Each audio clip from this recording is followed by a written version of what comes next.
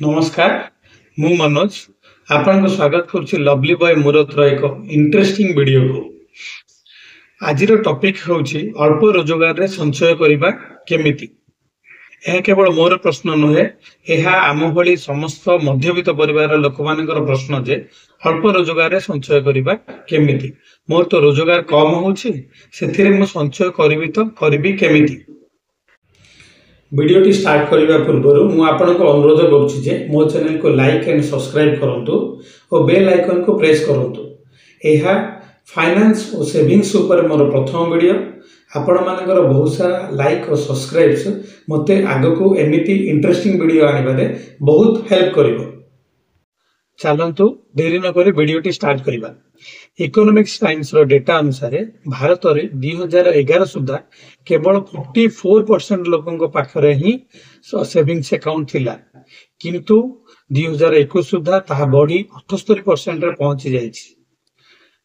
Savings accounts बढ़िबार अर्थ नुहे जे लोक माने संपूर्ण रूपे आर्थिक क्षेत्र रे समृद्ध होई सारछंती। आज भी आम देश में रिटायरमेंट पर 50% लोक सामान्य जीवन और जीविका पाई काम करछंती। तेणु आमे संचय करबा उपरे अधिक ध्यान देबा उचित। अल्प रोजगार रे संचय करबा कष्टकर किंतु असंभव नुहे। एई असंभव केमिति संभव हबो, चलंतु गोटे छोटिया स्टोरी माध्यम रे जानिबा। 5 वर्षर कुना ता मां को संगे रहउछि। 3 वर्ष पूर्व ता बापा चली जाइछन्ते।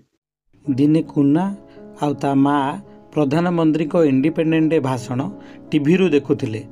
अचानक टीवी कैमेरा पड़ला जाई किछि छोट छोट पिलांक उपरे। कुना ता मां को पचारिला, मोदी केउंठी भाषण दउछन्ती? मां उत्तर देले, दिल्ली लाल किला रे।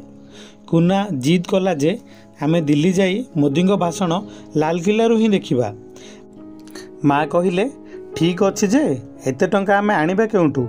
दिल्ली जीवा पाई बहुत टंका लागिबो। तू जदि आइसक्रीम और चॉकलेट न खाइबू, आमे पैसा संचय करी दिल्ली जाई परिबा।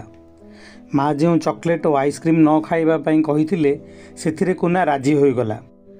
कुना पछारिला, माँ दिल्ली जीवा पाई केते टंका दरकार पड़िबो? माँ तार होटेल रहिबा खाइबा जीवा आसीबा मिसिकी 7000 लागिबो बोली कहिले। कुना एथर चॉकलेट और आइसक्रीम न खाई सेविंग करबा आरंभ करदेला। से तार घड़ी रे टंका जमा करुथिला। सेपटे ता माँ कामरे टिके थका लागिले कॉफी पीवा को पसंद करती। हेले भाबंती रेड फोर्ट जीवा पाई गोटे 5 वर्षर पिला चॉकलेट और आइसक्रीम खाऊ नाही, मु केमिति कॉफीटे पी देबी जे?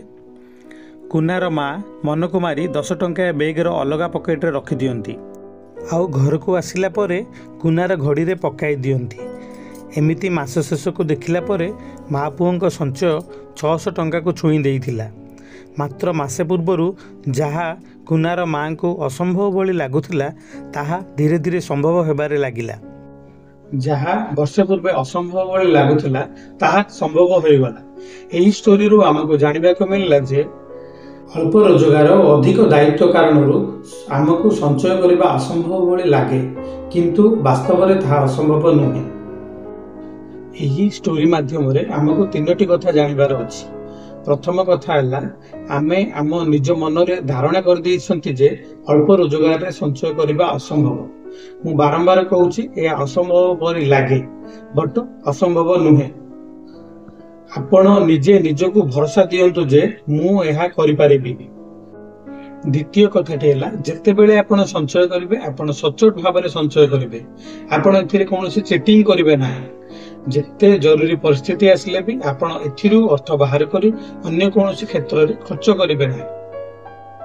थर्ड एवं सबुठु बड़ कथा हेउछि जे आपणकर संचय को गोटे कारण दियंतु। जेमिति मु कहिबा स्टोरी रे कुना और ता मां दिल्ली जीवा पाई स्थिर करथिले, सेमिति आपण निजर पुअर हायर एजुकेशन नुआ घर तैयारी करबा एमिति कोनोसी कारण दे संचय स्टार्ट करि परिबे। सो मु आपन को रिक्वेस्ट करछि जे keep learning keep saving. Next video रे आमे देखिबा जे आय को देखि संचय करिवे केमिति। The golden rule of saving 50 30 20 rule देखिबा।